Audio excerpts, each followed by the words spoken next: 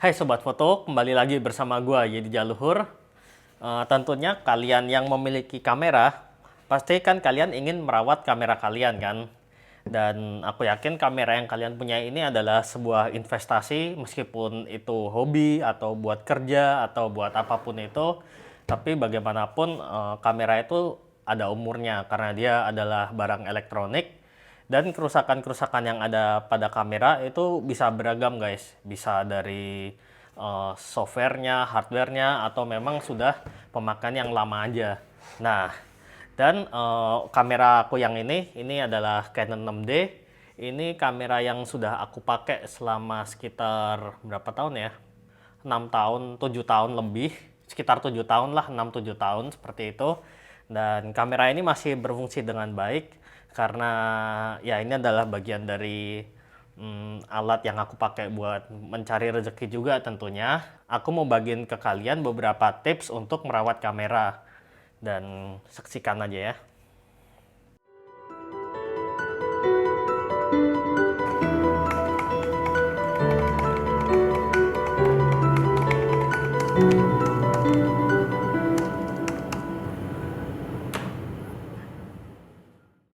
Oke, tips yang pertama yaitu kalian harus menjaga kelembaban ruangan. Nah, tentunya kalau kalian hidup di Indonesia, Indonesia itu kan memang negara tropis dan negara tropis yang udaranya itu sangat lembab. Jadi tidak bisa dipungkiri kalau kita hidup di sini itu kelembaban udara itu sangat tinggi, dan kelembaban udara itu adalah salah satu musuh terbesar dari barang elektronik, guys.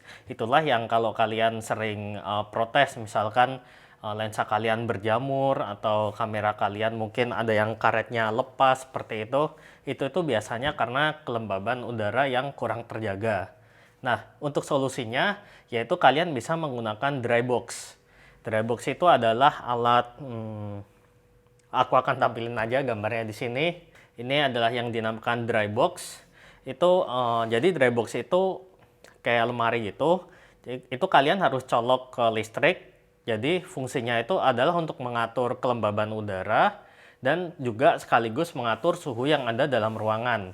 Nah, biasanya di dry box itu ada keterangan hygrometer. Di situ ada kelembaban udara dan suhu udara. Untuk suhu udara sebaiknya kalian jaga di suhu ruangan lah, mungkin sekitar ya plus minus sekitar 30 derajat atau 26 derajat lah. Itu adalah suhu yang ideal untuk menyimpan kamera kalian. Terus itu kalian juga bisa setting untuk seberapa lembab atau seberapa keringnya udara di dalam dry box tersebut. Itu udara yang ideal untuk kamera kalian itu sekitar mungkin range-nya antara 30 sampai 50, mungkin 35 atau 40 itu adalah yang terbaik.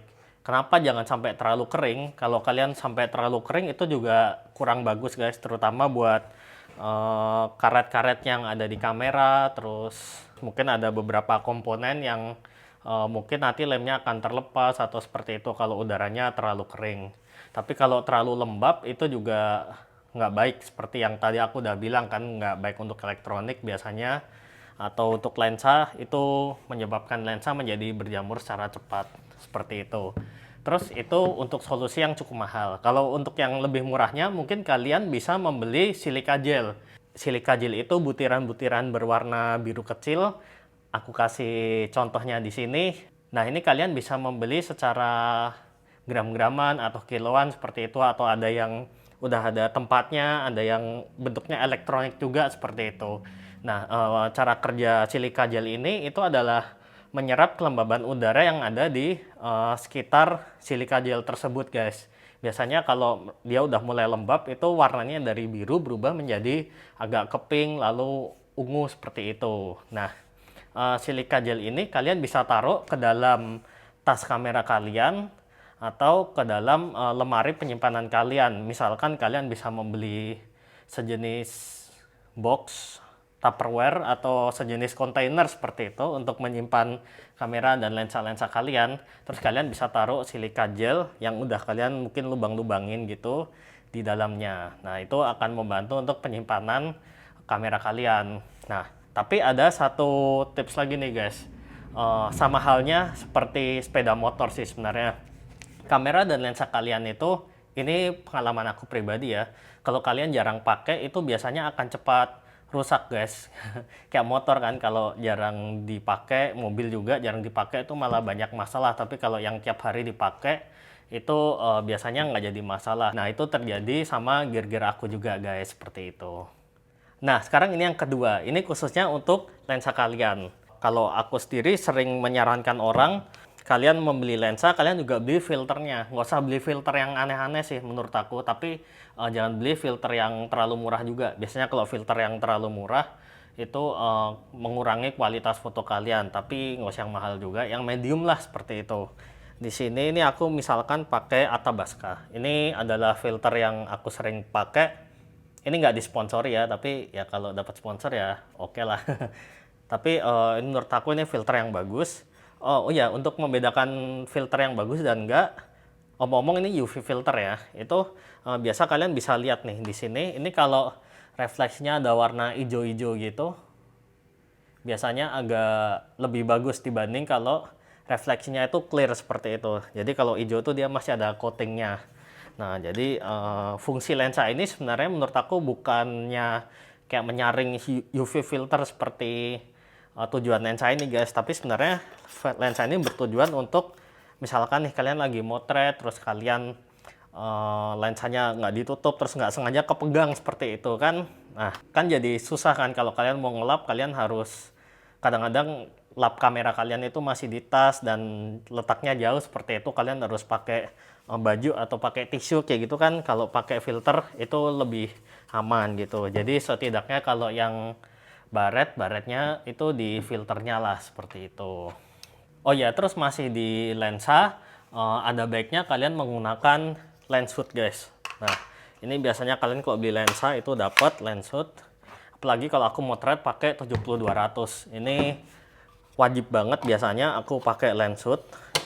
Bukan karena keren-kerenan supaya kelihatan gede ya, meskipun kelihatan keren juga sih, tapi lens hood ini berfungsi aku sendiri ini untuk menghindari kepentok-pentok guys. Kalau aku lagi motret event, entah wedding, konser atau apa, itu kan kamera yang ditaruh di sini itu kan rawan gitu kepentok-pentok. Jadi setidaknya kalau kamera kalian kepentok sama tembok, kepentok kamera lain atau besi atau apa, itu yang kena kan ke ini dulu nih, hoodnya dulu seperti itu nih. Jadi lebih aman. Terus nah ini juga kejadian personal aku.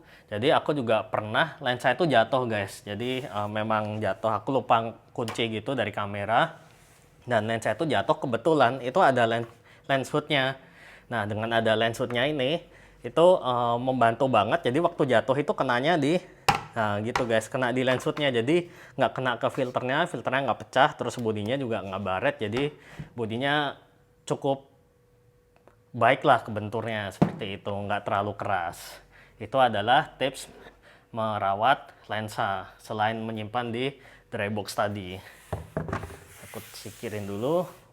Terus untuk body kamera sendiri, kalau aku lihat ya akhir-akhirnya yang lagi ngetren itu kan kayak casing gitu buat kamera, yang kayak bentuknya silikon seperti itu. Ya mungkin beberapa dari kalian pengen lah merawat body kamera kalian, cuman ini personally ya, buat aku, menurut aku casing silikon itu sangat nggak penting guys, dan kurang enak dipakai sih, kayak lebih banyak nggak enaknya daripada benefitnya. Kenapa? Yang pertama yaitu karena dia akan menambah grip, jadi tebel gitu kan. Jadi kamera yang kalian gunakan itu kan sebenarnya udah didesain ergonomisnya pas gitu di tangan. Jadi kalau pakai silikon itu kan jadi nggak pas gitu loh. Terus mungkin jadi teksturnya itu jadi feel-nya beda. Terus habis itu untuk panasnya sendiri, takutnya kan kamera kalian itu kan membuang panas mungkin dari lubang-lubangnya atau di mana gitu. Kalau ditutupin dengan silikon itu kan jadi nggak bisa lari gitu panasnya. Jadi aku sebenarnya kurang recommended kalau untuk silikon case untuk kamera seperti itu.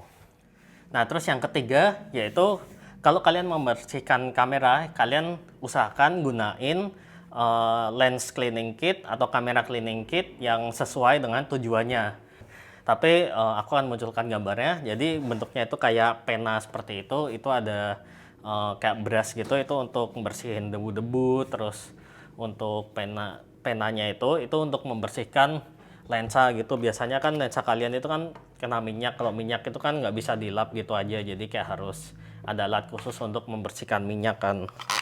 Jadi gunakan alat kamera cleaning kit yang khusus supaya tidak merusak bodi kamera atau lensa kamera kalian guys. Terus khususnya mungkin kalian juga perlu untuk mungkin beberapa bulan sekali kalian membawa kamera kalian ke tempat servis, kalau bisa yang resmi. Jadi mungkin kalian bisa minta cleaning seperti itu. Mungkin ya setahun 2 kali cukup lah menurut aku, kecuali kameranya dipakai tiap hari mungkin bisa lebih intens seperti itu. Itu untuk menjaga dalam dan luarnya. Terus kalau misalkan terutama nih yang agak kalian perlu perhatiin itu kalau bagian sensornya itu kotor guys. Jadi kalau kamera SLR itu kan ada mirrornya, jadi untuk membersihkan mirror yang di dalam ini itu kalian gunakan cleaning kit tersebut. Dan di dalam mirror ini itu kan ada sensor nih, kalau dibuka tuh ada sensor di dalam warna hijau seperti itu. Itu kalian harus hati-hati banget untuk membersihkan sensor tersebut. Biasanya tuh ada sensor cleaning kit khusus guys, dan itu kayak sekali pakai buang. Aku sendiri sebenarnya belum pernah menggunakan sensor cleaning kit tersebut. Aku akan munculkan gambarnya di sini. Tapi ini lebih recommended, dan untuk sensor jangan pakai cleaning kitnya yang normal itu guys, karena itu kalau kayak satu debu aja yang ketinggalan di sana kan itu akan mempengaruhi hasil foto kalian. Oh ya, itu kalian juga bisa mengecek ada kotoran atau enggak di kamera kalian. Itu tuh misalkan kalau kalian lihat viewfinder di sini itu kelihatan tuh kalau ada kayak debu-debu, titik-titik atau garis-garis warna putih atau mungkin hitam seperti itu biasanya yang kotor di bagian mirrornya. Tapi kalau kalian udah jepret dan ada kayak bintik hitam seperti itu di hasilnya, itu biasanya yang kotor adalah sensornya. Itu untuk mengecek, jadi yang kotor mirror atau sensornya seperti itu guys. Untuk cara mengeceknya gimana nanti aku akan kasih di video selanjutnya ya. Nah terus yang keempat, bisa mungkin kalian hindari memotret di pasir atau di laut guys. Dan takutnya mungkin kayak kamera kalian itu kecipratan air laut atau kena pasir-pasir masuk-masuk ke dalam-dalam sela-sela, itu kan akan susah dibersihin. Dan kalau air laut itu bersifat jahat banget guys. Untuk elektronik pun ya, meskipun kamera kalian mungkin udah water sealed, tapi aku kurang saranin sih kalau kalian memotret di laut, dan apalagi kalian basah-basahin kamera kalian seperti itu.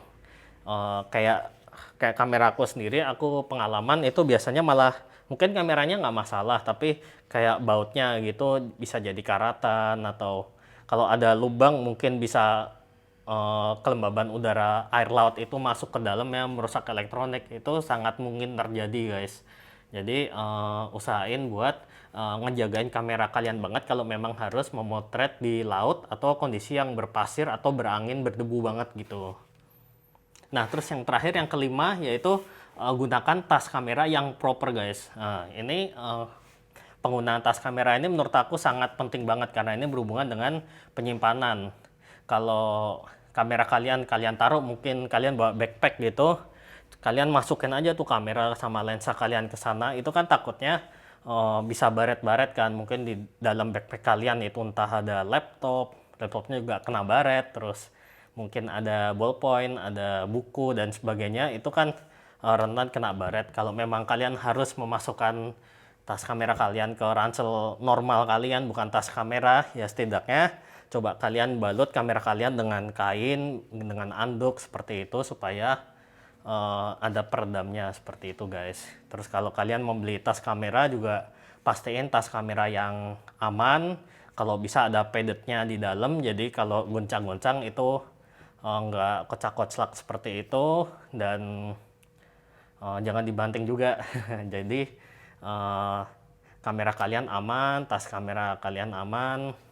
Dan kalau kalian misalkan nih harus ke bandara atau kalian harus naik kendaraan umum seperti itu, kalian jaga aja tas kamera kalian taruh, dan jangan ditaruh sembarangan gitu. Selain berbahaya takut dicuri, kan juga gampang ke pentok-pentok, mungkin ketendang orang, atau kalau orang lain yang nge-handle misalkan di bandara gitu, dibanting-banting tas kita kan, atau ditimpa kan, kita nggak ada yang tahu kan. Jadi barang elektronik tetap kalian bawa di badan kalian seperti itu.